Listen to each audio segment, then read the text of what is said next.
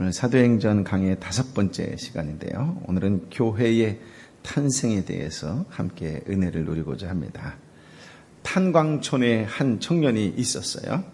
청년은 고등학교를 중퇴하고 탄광으로 들어가 낮에는 석탄을 캐고 밤에는 신세 한탄하며 술에 쩔어서 살았습니다. 어느 날 갑자기 갱도가 무너지는 사고가 발생했습니다. 청년은 함께 일하던 한 광부와 함께 갱도에 갇히게 말았습니다.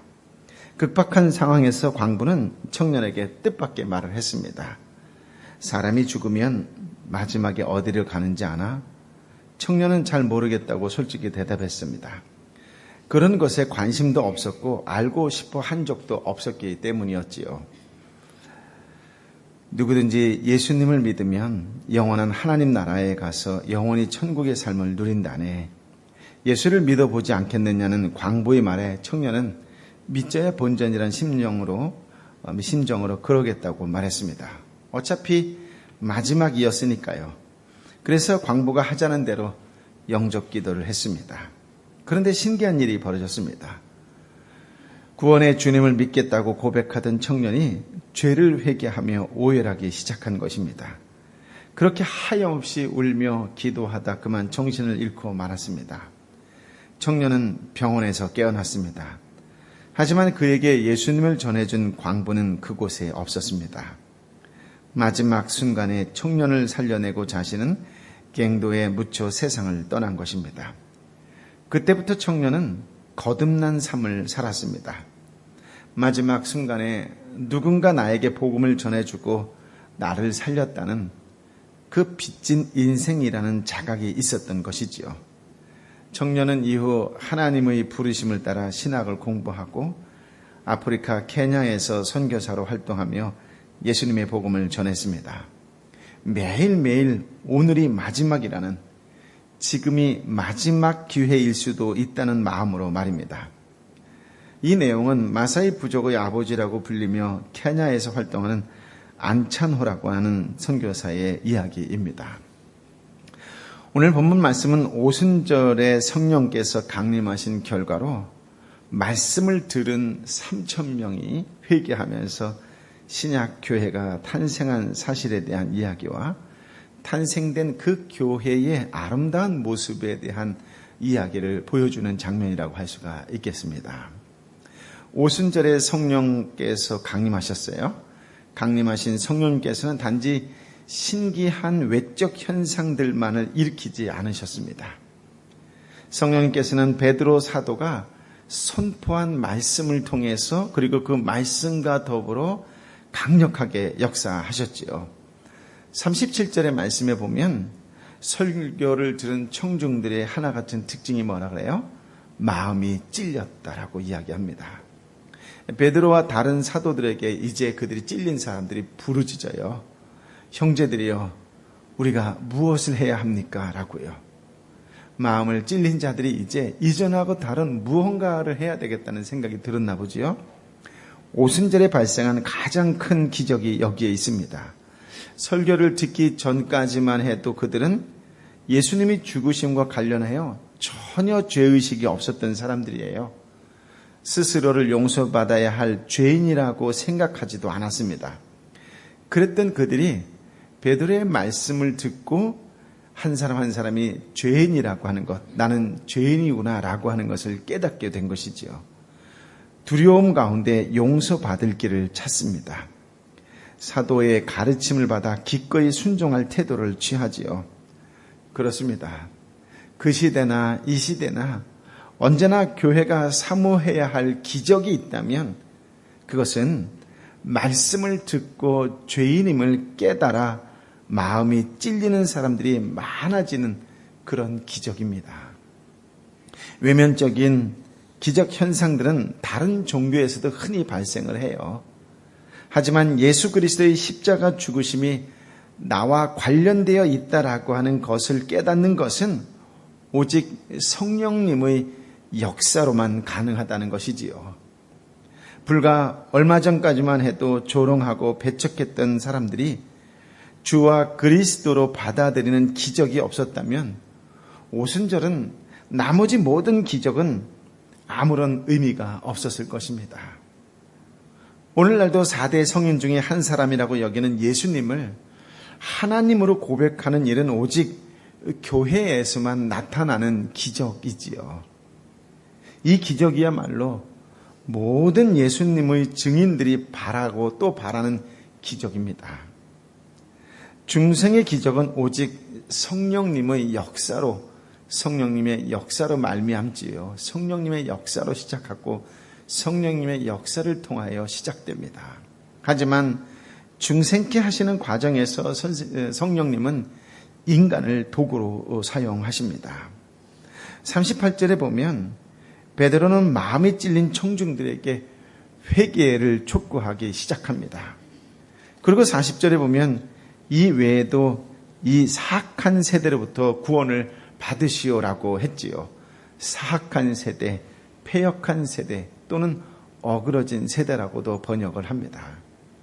예수님이 누구신가에 대한 설교를 한 이유는 결국 회개하여 구원을 받도록 하기 위함이었다는 것이지요. 성령님께서 강력하게 역사하실 때 베드로의 회개 촉구는 놀랄만한 반응을 일으켰습니다.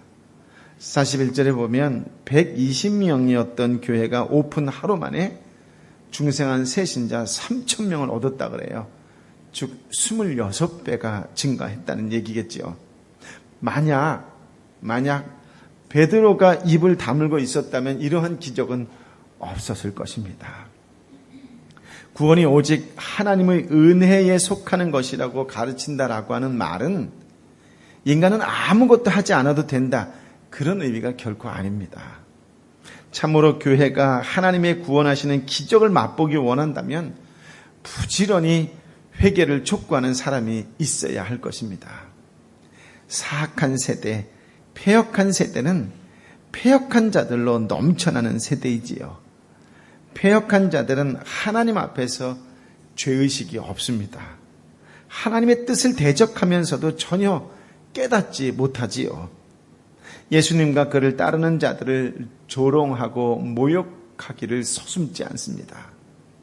교회는 그들에게 패역의 죄로부터 구원을 받도록 촉구해야 합니다. 죄의식이 없는 세대에게 죄를 깨닫도록 하려면 그렇다면 어떻게 해야 할까요? 무엇보다도 예수님께서 주님 되심을 강하게 선포해야 합니다. 무슨 말일까요? 예수님이 주인이라는 것이죠. 나의 주인님과 동시에 모든 것의 주인이라고 선포하고 고백하게 하도록 깨우칠 수 있도록 도와주어야 한다라고 하는 것입니다. 그러나 실상 인생의 주인은 자기라고 생각하기 때문에 자기 뜻대로 살아가지요. 자기 뜻대로 생명과 소유를 허비하면서도 하나님 앞에 그렇게 당당합니다. 뻔뻔스럽게도 자기 뜻대로 살아갈 소유를 더 요구하기도 합니다. 자녀 역시 주님의 뜻대로 양육하기를 원하지 않습니다. 이것이 주님께서 패역한 죄인임을 확증하고 회개하고 죄상을 받도록 권해야 했던 것이지요. 회개를 촉구와 함께 베드로는 각각 예수 그리스도의 이름으로 세례를 받고 죄사함을 얻으라고 선포합니다. 죄 사함을 위한 세례란 세례 자체가 죄를 사해 준다는 의미는 아닙니다. 유대 사회에서는 이방인이 유대교로 개종할 때 세례를 베풀었는데 이때의 의미는 개종을 위한 세례다 이렇게 이야기를 해요. 그런 세례가 아니라 죄사함을 위한 표, 즉 성령의 인치심을 받는 세례를 받으라고 베드로가 선포하는 것이에요. 그래서 사도행전 16장 31절 말씀에 바울이 빌립보 간수에게 뭐라 그래요? 주 예수를 믿으라. 그리하면 너와 너의 집이 구원을 얻으리라 라고 선포합니다. 구원은 우리 예수님의 공로에 근거합니다. 예수님을 믿는다는 의미로 받는 세례라면 그 세례를 죄사함의 근거처럼 표현할지라도 이상할 것이 전혀 없겠지요.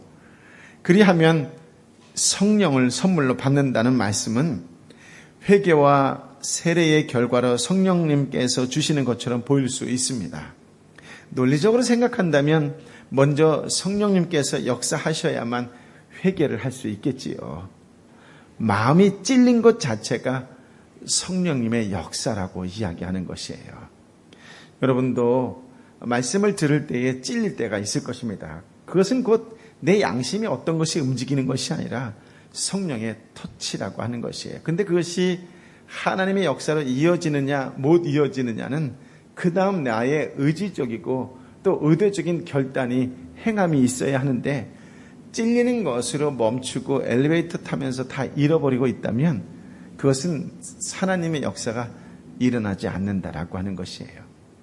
말씀을 읽고 설교를 들을 때에 찔림이 있다라고 하는 것은 내 안에 성령이 계시다라고 하는 명확한 증거라고 하는 것이죠.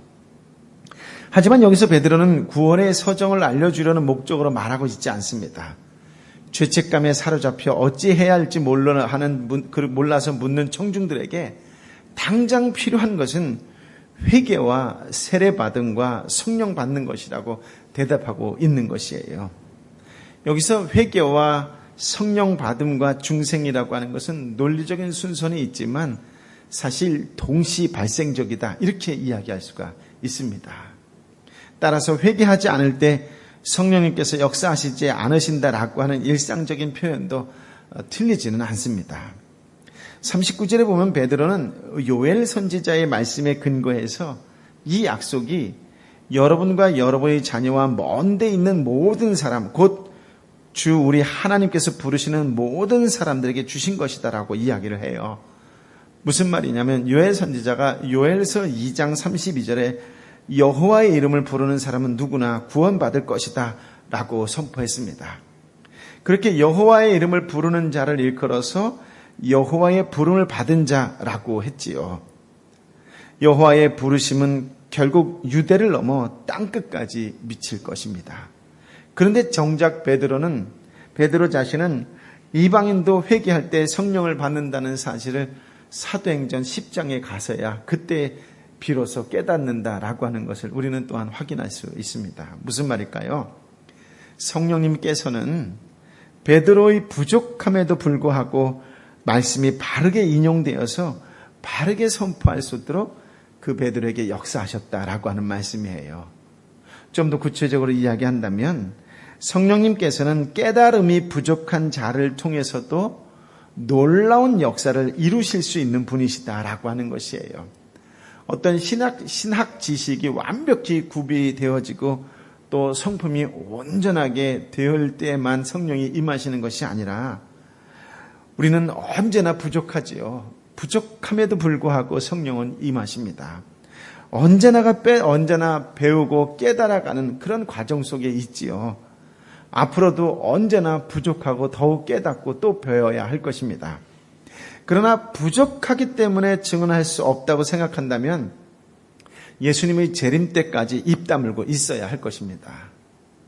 그러나 부족함에도 불구하고 예수님의 증인으로 살고자 한다면 성령님께서 아주 귀하게 쓰실 것이다 라고 하는 말씀이지요. 예수 그리스도를 담대히 증언하는 가운데 바르게 인도함을 받게 하시며 바르게 깨닫게 하실 것입니다. 그렇다면 이제 입을 열어 담대히 예수 그리스도를 증언해야 될 것입니다. 여러분은 혹시 그런 목표 세우신 적 있으세요? 내가 상해에 있는 동안에 몇 명은 전도해야 되겠다라고 하는 생각이요. 내가 상해에 있는 동안에 몇 년이 있을지 모르지만 신앙의 매너리즘에 빠지는 오래된 성도가 아니라 날마다 새롭고 이것이 마지막이요, 이것이 내가 지금 마지막 주어지는 기회다라고 하는 깨어있는 성도로 믿지 않는 자에게 주 예수 그리스도의 구원의 속죄의 은총을 꼭 전해야 되겠다라고 하는 그 마음을 갖고 살아가시고 계신지요. 여러분의 입을 열어야 3,000명이라고 하는 놀라운 역사가 여러분의 역사가 될 줄 믿습니다. 그렇게 하나님의 말씀을 예수 그리스도를 담대히 증언하는 성령의 사람들이 되시기를 예수님의 이름으로 축복합니다. 아멘. 42절부터 47절 말씀을 함께 읽어볼까요? 시작. 그들은 사도들의 가르침을 받고 교제하며 빵을 떼는 것과 기도하는 일에 전념했습니다. 모든 사람들에게 두려움이 임했는데 사도들을 통해 기사들과 표적들이 나타났습니다. 믿는 사람들이 모두 함께 모여 모든 물건을 함께 쓰며 재산과 소유물을 팔아 각 사람에게 필요한 대로 나누어 주었습니다. 그리고 날마다 성전에서 한 마음으로 모이기를 힘쓰고 집집마다 빵을 떼면서 기쁨과 순수한 마음으로 음식을 나눠 먹었습니다. 그리고 하나님을 찬양하고 하나님 사람들로부터 칭찬을 받아 주께서 날마다 구원받는 사람들을 더하게 하셨습니다. 오순절에 탄생한 교회가 어떻게 생활했는지를 보여주는 장면이지요. 교회는 전적으로 4가지 요소들에 전심을 다했다라고 하는 것을 확인해 볼 수 있습니다. 첫 번째는 사도의 가르침을 받는 일에 전심을 다했다라고 하는 말씀이에요. 가르침의 핵심은 베드로가 오순절에 설교한 내용과 같이 요약할 수 있겠지요. 예수님 자신에 관한 이야기일 것입니다. 그분의 지상 생애와 활동, 가르침, 특히 십자가의 고난과 부활, 승천이 반드시 포함되었을 것입니다. 그러나 이 모든 것은 다 부활에 대한 증거로 집약되었다, 이렇게 이야기할 수 있을 것입니다. 성령님을 선물로 받은 교회는 복음의 지성적인 요소를 결코 간과하지 않았습니다. 사도들로 인하여 43절에 보면 기사와 표적이 많이 나타났다고 이야기하지요. 기적과 신비를 추구한 것이 아니라 경외심 가운데 사도의 가르침을 받는 데 전념했다라고 합니다. 이런 현상은 예루살렘 교회에만 해당되는 이야기는 아닙니다. 사도행전 앞으로 쭉 계속해서 읽어 나아갈 것이고 또 묵상해 나아가겠지만 11장, 15장, 18장, 20장에서도 보면 교회들이 공통되는 특징 중에 하나다라고 하는 것이에요. 말씀이 증거되면 증거되는 곳곳마다 말씀에 집중하는 것은 교회들의 특징이었다라고 하는 것이죠. 사도는 죽었어도 그분의 가르침은 여전히 어디에 남아있지요? 신약 성경으로 남아 있습니다. 교회는 언제나 사도의 가르침에 전념해야 한다라고 하는 말씀이죠. 두 번째 요소는 서로 교제하는 일입니다. 이 서로 교제한다라고 하는 것을 문자적으로 번역하면 나눔이다, 이렇게 이야기할 수가 있어요. 서로 주고받는 일, 서로 필요한 것을 나누는 일들과 관련이 있습니다. 그런데 이 단어의 원문을 보면, 헬라어의 원문을 보면 정관사가 붙어 있는 것을 확인할 수 있는데요. 무슨 말이냐면 단순한 친목 교제는 아니었다라고 하는 것이에요. 그러니까 단순한 친목 교제와 구별되는 그런 교제요 나눔이었다라고 하는 것이에요. 아마도 사도의 가르침이 잘 적용된 교제겠지요. 그 교제 가운데의 아름다운 모습의 한 대목이 44절부터 46절에 나오는 거예요. 믿는 사람들이 모두 함께 모여 모든 물건을 함께 쓰며 재산과 소유물을 팔아 각 사람에게 필요한 대로 나눠 주었고, 그리고 날마다 성전에서 한 마음으로 모이기를 힘쓰고 집집마다 빵을 떼면서 기쁨과 순수한 마음으로 음식을 나눠 먹었다라고 하는 것이에요.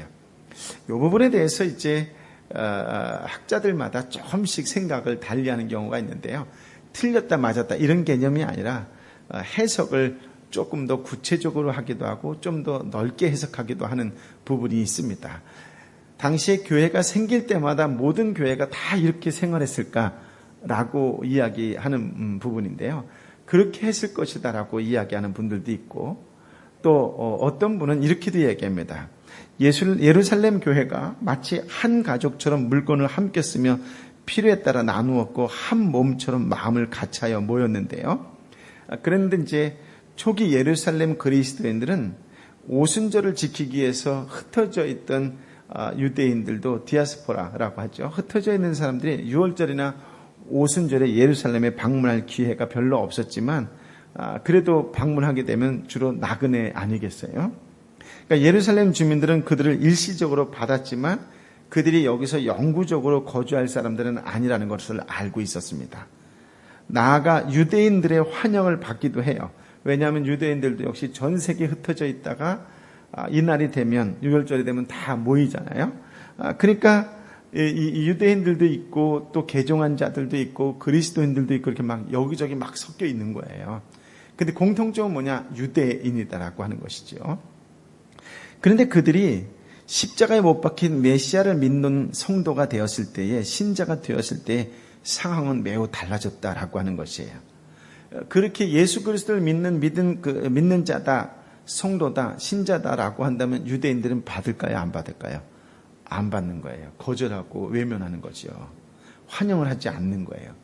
그렇다면 흩어져 있던 그리스도인들이 어쩌다 나그네의 신분으로 예루살렘에 모였을 때 오갈 데가 없게 되는 것이죠.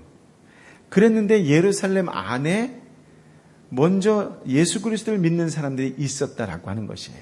그 먼저 믿은 그리스도인들이 그 나그네 디아스포라 유대인 가운데 계정에서 그리스도를 믿은 사람들을 받아들이는 거예요. 그 받아들인 사람들이 수가 적지는 않을 거 아니겠어요? 그러니까 먼저 믿은 자들이 자신의 재산을 팔아서 그들을 대접하는 거예요. 그래서 나그네가 이 6월절 기간에, 오순절 기간에 하나님의 백성으로서의 살아가는 천국을 맛보는 그런 놀라운 일들이 초대교회 안에 있었다라고 해석하는 분들도 있어요. 저는 여기에 전적으로 동의하는 사람 중에 하나입니다. 그러니 전 세계 어디를 가도 내가 그리스도인입니다라고 하는 사람은 그리스도의 공동체에 가면 이런 예수 그리스도의 아름다운 천국과 같은 모습을 경험할 수 있게 되었다라고 하는 것이에요. 이게 초대교회의 아주 놀랍고도 신실한 전통이었다라고 하는 것이에요. 왜냐하면 이 사도행전 요 장면에만 이런 모습이 나오지 교회가 생기는 곳마다 다 똑같이 이렇게 했다라고 하는 말씀은 없어요. 무슨 말이냐? 이 시대에 저와 여러분이 어디를 가든 교회를 찾아갔을 때에 이 초대교회의 모습처럼 나그네에게 한 끼의 식사일지언정 따뜻하고 배부르게 대접받을 수 있다면 얼마나 좋을까 이런 생각이 들어요.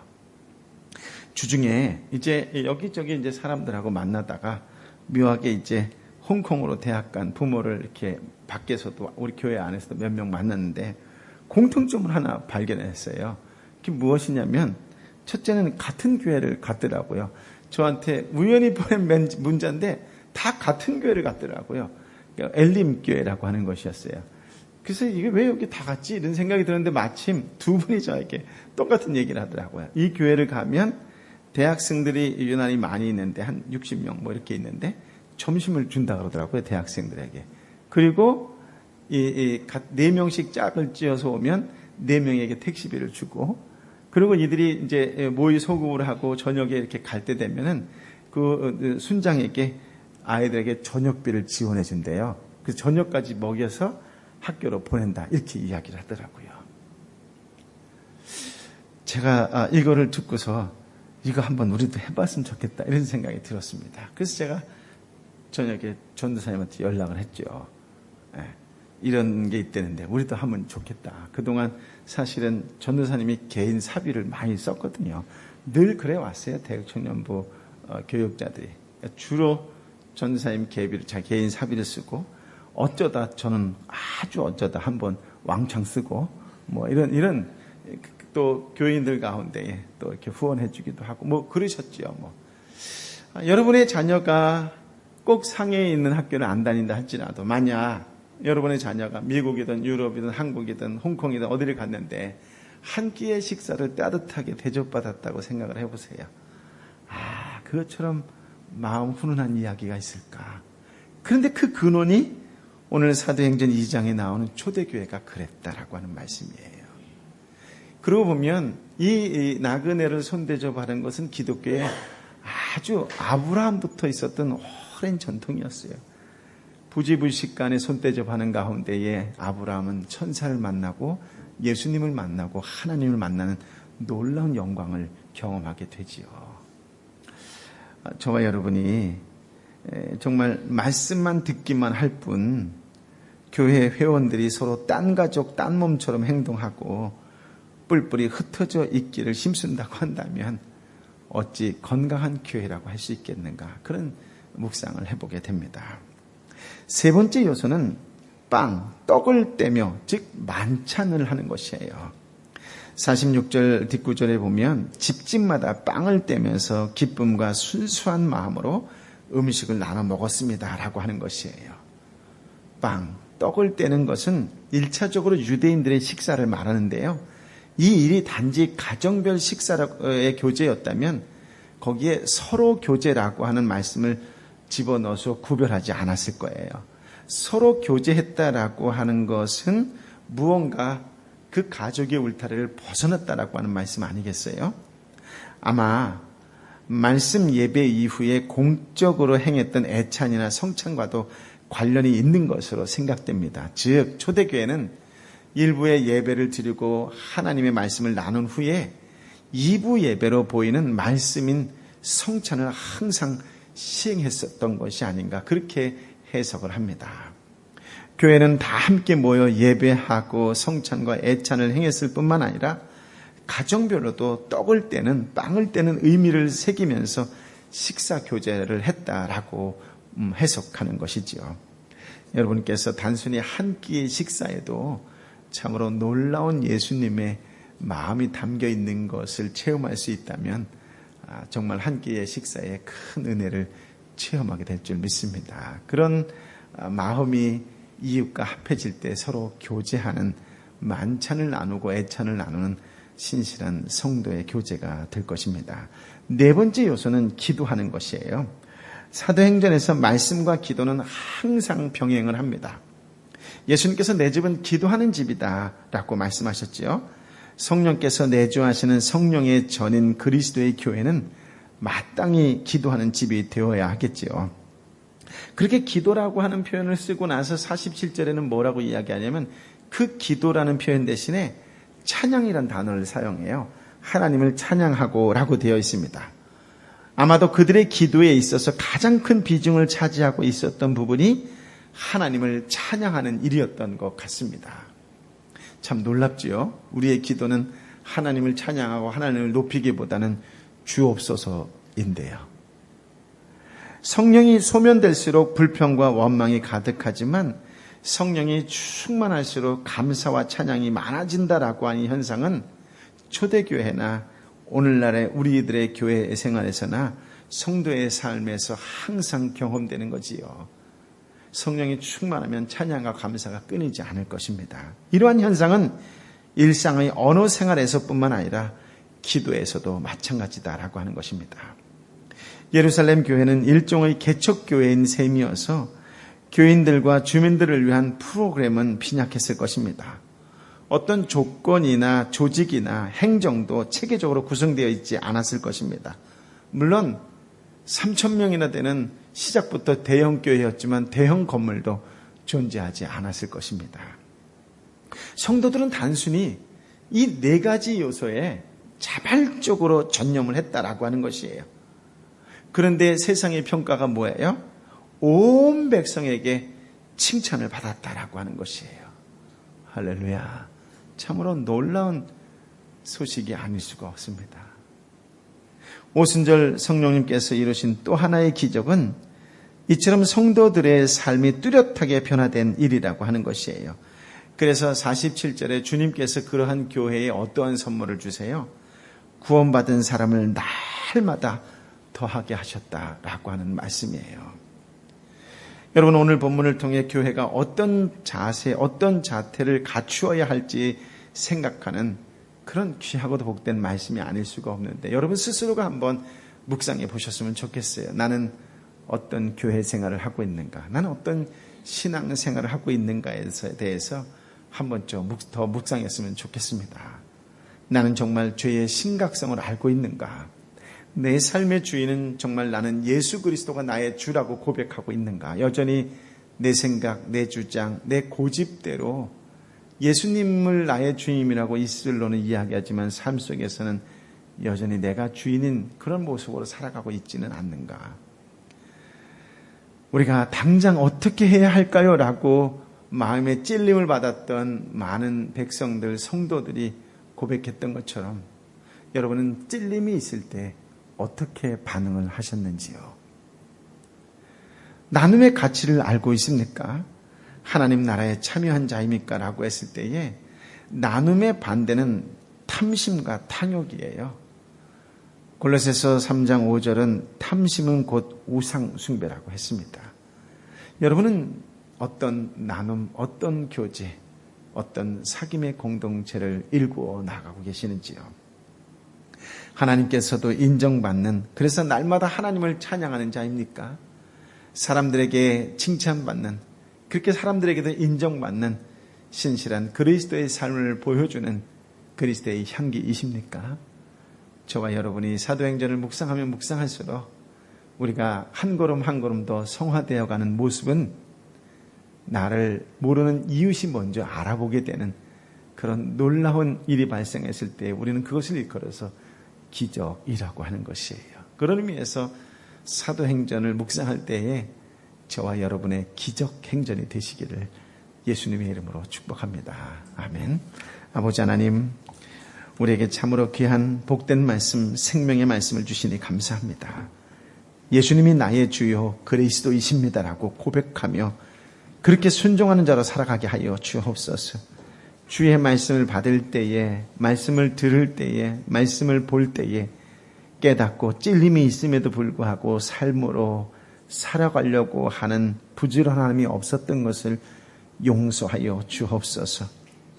내가 당장 어떻게 해야 할까요? 라고 하는 열정과 열심으로 말씀에 순종하는 자로, 회개하는 자로, 변화된 자로, 변화시키는 자로 살아가는 능력의 하나님의 사람들 되게 하여 주옵소서. 하나님 나라에 참여한 자답게 탐심과 탐욕이 아니라 나눔과 베품과 친절을 행하는 신실한 그리스도인, 하나님을 찬양하고 경배하고 높이고 사람들에게 더욱 친절함을 나누어주는, 하나님에게도 인정받고 사람들에게도 칭찬받는 그런 예수 그리스도의 한 사람으로 살아가는 복된 인생 되게 하여 주옵소서. 우리에게 그 모든 것을 가능토록 능력과 권능과 지혜를 부어주시는 성령을 보내주신 예수님의 이름으로 감사하며 기도하옵나이다. 아멘.